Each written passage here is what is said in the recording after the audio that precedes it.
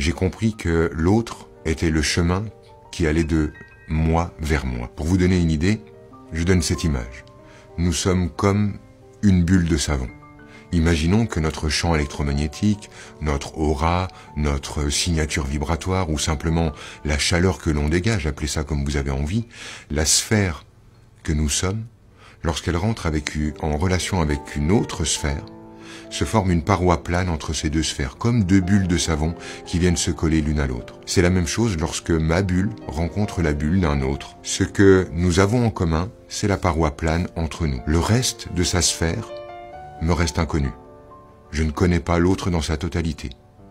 Ce que je perçois de lui, c'est simplement ce que nos deux bulles ont en commun, la surface que nous partageons. Cette surface, c'est ce que j'appellerais le miroir. Lorsque je contemple un autre, ce que je comprends de lui, ce que mes sens comprennent de lui, pas ce qu'il est, mais ce que je comprends de lui, c'est ce que nous partageons, ce que nous avons en commun.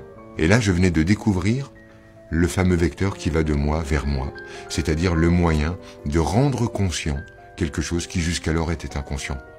J'ai compris en fait que les autres étaient finalement une projection de mon propre déni de moi.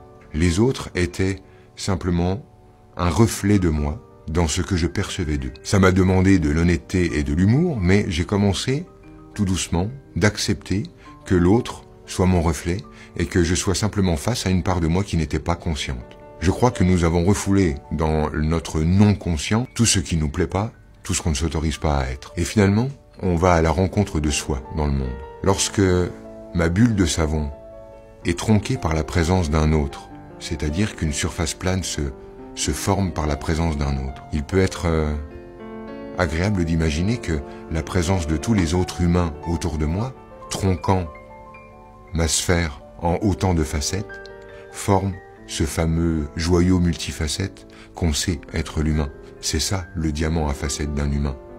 Nous sommes taillés magnifiquement par la présence des autres.